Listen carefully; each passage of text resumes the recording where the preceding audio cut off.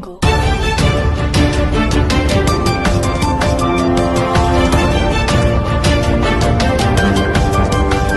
प्राकृतिक खेती के नाम पर सिर्फ प्रदेश में संगोष्ठियां होती रही। शराब घोटाला केस में मनीष सिसोदिया को सुप्रीम कोर्ट से झटका। हिमाचल के सरकारी दफ्तरों में कर्मचारियों को फॉर्मल पहनकर आने के आदेश पर कर्मचारियों ने मांगा समय। आईजीएमसी से निकाले गए सुरक्षा कर्मियों और कोविड वॉरियर का राजभवन के बाहर मुंह पर काली पट्टी बांधकर प्रदर्शन। मुख्यमंत्री के सारे टेस्ट सामान्य। हिमाचल में बदलेगा मौसम। शिमला से हरिपुर के लिए धार्मिक बस सेवा शुरू।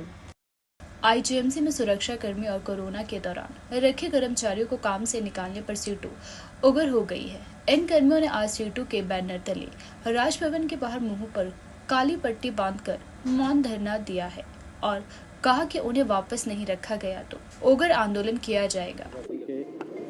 मांग कर रहे हैं आप लगातार। CITU की ओर से आज जो है राजभवन आए हैं और आज जो ये प्रदर्शन अब कर रहे हैं, आपको मालूम है आज पूरा 1 महीना हो गया। आईजीएमसी के अंदर जो 20 सुरक्षा कर्मचारी थे, आज भी उनको नौकरियों पर वापस नहीं लिया गया है। एक तरफ इन 20 सुरक्षा कर्मचारियों का मसला है, दूसरी तरफ जो कोविड वॉरियर्स है 200 के करीब है, जिनमें से ज़्यादातर लोगों को आज भी नौकरी पर वापस नहीं लिया गया है। इस सारे मसले को लेकर जो 1 महीने से CITU के नेतृत्व में मजदूर आंदोलन कर रहे हैं और हमने शुरुआती दिनों में इस बात को रेखांकित कर दिया था कि अगर मजदूरों को न्याय नहीं मिला तो आंदोलन आगे बढ़ेगा, आंदोलन तेज होगा। और इसीलिए आईजीएमसी से होते हुए, रिज से होते हुए आज राजभवन पहुंचे। हम इसलिए यहाँ पर आए क्योंकि हमने इस सारे विषय को आईजीएमसी के प्रबंधन से भी उठाया, ठेकेदार से भी उठाया।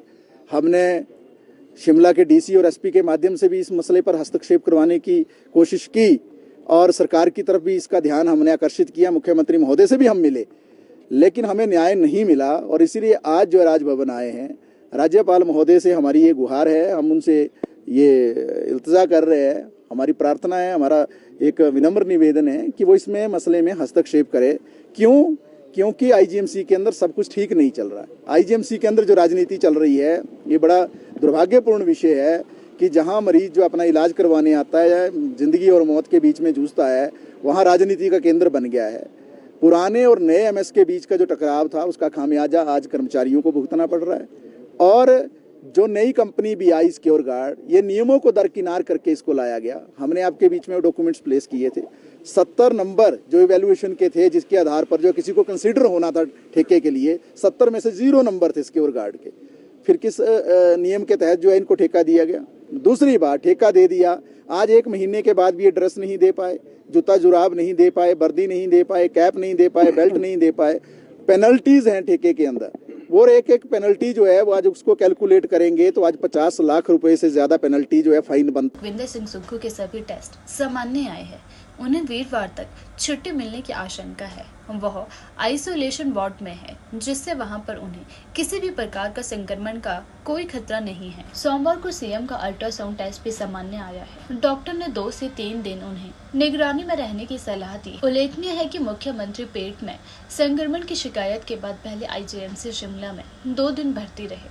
उसके बाद वह डॉक्टर की राय लेने के लिए एम्स गए और वहां उन्हें स्वास्थ्य लाभ लेने के लिए भर्ती होना पड़ा था।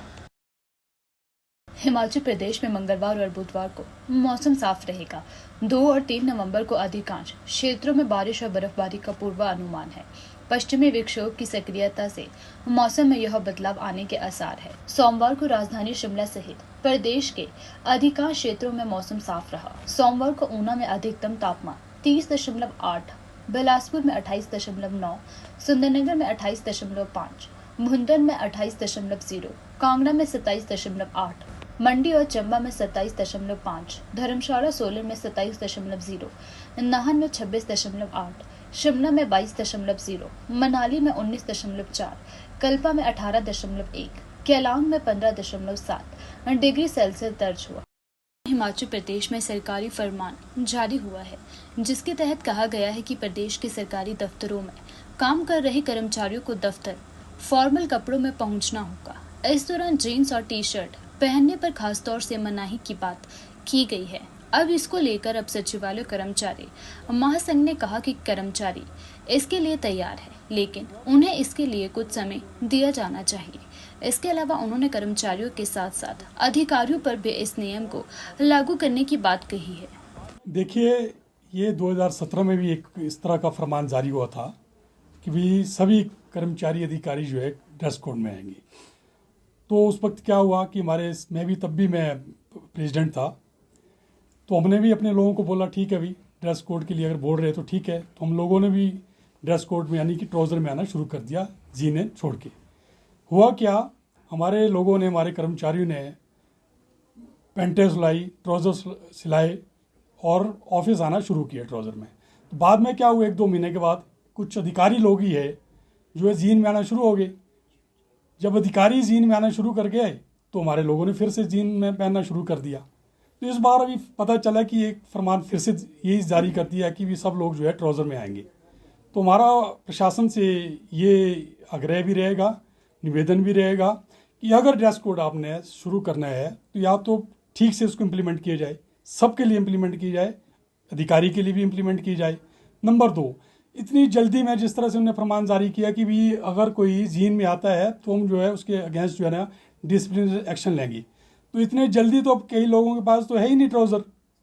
अगर अब आप बोलें कि नहीं जी आप जीन छोड़ दो, सबके पास जीन्स में ही आते थे कर्मचारी लोग, एकदम तो ये इम्प्लीमेंट नहीं किया जा सकता है। हम चाहेंगे ना भी करें इसको, क्योंकि इसके लिए तुम्हारे को थोड़ा समय देना पड़ेगा। सुप्रीम कोर्ट ने जेल में बंद आम आदमी पार्टी नेता और दिल्ली के पूर्व उप मुख्यमंत्री मनीष सिसोदिया की जमानत याचिका सोमवार को खारिज कर दी है। कोर्ट ने यह माना है कि अस्थायी रूप से यह बात साबित होती है कि 338 करोड़ रुपए का लेन देन हुआ है। जानकारी के मुताबिक पिछले 8 महीनों से जेल में बंद दिल्ली के पूर्व उप मुख्यमंत्री मनीष सिसोदिया को सुप्रीम कोर्ट से राहत नहीं मिली है। सोमवार को सिसोदिया की याचिका पर सुनवाई करते हुए कोर्ट ने उन्हें जमानत देने से इनकार कर दिया है। गौरतलब है कि दिल्ली शराब नीति में कथित भ्रष्टाचार के आरोपों के चलते मनीष सिसोदिया को इसी साल 26 फरवरी को अरेस्ट किया गया था। सुप्रीम कोर्ट ने जेल में बंद आम आदमी पार्टी नेता और दिल्ली के पूर्व उप मुख्यमंत्री मनीष सिसोदिया की जमानत याचिका सोमवार को खारिज कर दी है। कोर्ट ने यह माना है कि अस्थायी रूप से यह बात साबित होती है कि 338 करोड़ रुपए का लेन देन हुआ है। जानकारी के मुताबिक पिछले 8 महीनों से जेल में बंद दिल्ली के पूर्व उप मुख्यमंत्री मनीष सिसोदिया को सुप्रीम कोर्ट से राहत नहीं मिली है। सोमवार को सिसोदिया की याचिका पर सुनवाई करते हुए कोर्ट ने उन्हें जमानत देने से इनकार कर दिया है। गौरतलब है कि दिल्ली शराब नीति में कथित भ्रष्टाचार के आरोपों के चलते मनीष सिसोदिया को इसी साल 26 फरवरी को अरेस्ट किया गया था। हिमाचल प्रदेश सरकार में कृषि मंत्री चौधरी चंद्र कुमार ने कहा कि सरकार ऑर्गेनिक फार्मिंग की दिशा में आगे बढ़ रही है। इससे पहले प्राकृतिक खेती के नाम पर प्रदेश में केवल संगोष्ठियों का काम होता रहा, जमीनी स्तर पर इसका कोई असर नजर नहीं आया। उन्होंने कहा कि पिछले सरकार ने ऑर्गेनिक खेती का बजट ही प्राकृतिक खेती की तरफ डाइवर्ट कर दिया था। अब बिंदल साहब जो है उसका पता नहीं क्या वर्षन है और वो किस आधार के ऊपर जो है वो बोल रहा है। जो फैसला लिया गया है वो इसलिए लिया गया है कि मैंने कई बार कहा है कि प्राकृतिक खेती जो है कोई नया कंसेप्ट नहीं है और जो हमारी प्राचीन पद्धति है खेती बाड़ी की उसको प्राकृतिक खेती के रूप में ही जाना जाता है और उसमें एग्रीकल्चर को बायोकल्चर कहते हैं। खेती बाड़ी के साथ अगर पशुधन नहीं है तो वो खेती बाड़ी नहीं है। एग्रीकल्चर इज़ ए बायोकल्चर और खेती बाड़ी का ढांचा जो है वो हमारा शुरू से ही बायोकल्चर के साथ रहा है, क्योंकि अब खेती बाड़ी के ढांचे में काफ़ी परिवर्तन आ गया है। खेती बाड़ी मैकेनाइज्ड हो गई है और लोगों ने पशुधन रखना बंद कर दिया है। बहुत से पशु आज सड़कों के ऊपर घूम रहे हैं और हमने जो है वो लगातार हमारे खेतों में जो ज़्यादा करके फर्टिलाइजर्स का जो ज़्यादा यूज किया गया है और जिस वक्त ज़रूरत थी इस देश में अन्न की कमी थी, अच्छे बीजों की कमी थी, उस वक्त जो है वो हमारे जो बढ़ती हुई जनसंख्या थी उसके लिए 2 वक्त का खाना नहीं मिलता था। उस वक्त फर्टिलाइजर्स के कारखाने लगाए गए और उन्नत किस्म के बीज दिए गए, यूनिवर्सिटियों में शोध हुए और हमें ग्रीन रेवोल्यूशन जो है वो देश में ग्रीन रेवोल्यूशन आया, जिससे कि हमारे लोगों को जो है 2 वक्त की रोटी मिली। परिवहन निगम द्वारा धार्मिक स्थलों की यात्रा के लिए बस सेवा कर रहा है। मंगलवार को सिरमौर के हरिपुर धार में माता भगारिणी मंदिर के लिए डिप्टी सीएम ने शिमला ISBT से बस सेवा को हरी झंडे दिखाकर रवाना किया। यह बस शिमला से रोजाना सिरमौर के हरिपुर धार में माता के मंदिर जाएगी और अगले दिन शाम को वापस शिमला लौटेगी। मंदिर के लिए हिमाचल पथ परिवहन निगम HRTC ने इस बस को दर्शन सेवा के तहत शुरू किया है। इसका किराया एक साइड का 456 रुपए प्रति सीट तय किया गया है, यानी आने जाने का किराया 912 रुपए होगा। महिलाओं को किराए में 50% की छूट दी जाएगी। यह हिमाचल प्रदेश देवभूमि है और हिमाचल प्रदेश के हर तरफ जो है धार्मिक आस्था से जुड़े हुए संस्थान हैं और बड़ी संख्या में लोग बाहर से भी आते हैं और हमारे अपने भी लोग जो प्रदेश के हैं वो भी इन धार्मिक स्थलों में जाना चाहते हैं। तो अब हमने रिलीजियस सर्किट जो है धार्मिक सर्किट जो है शुरू किया है, दर्शन सेवा। ये आज हम तीसरी बस जो है आज रवाना कर रहे हैं और सक्सेस रेट तो अभी आने वाले समय में मालूम पड़ेगा, लेकिन जहाँ जहाँ हमें लगता है कि बसेस चलाई जानी चाहिए उसका प्रयास हम कर रहे हैं।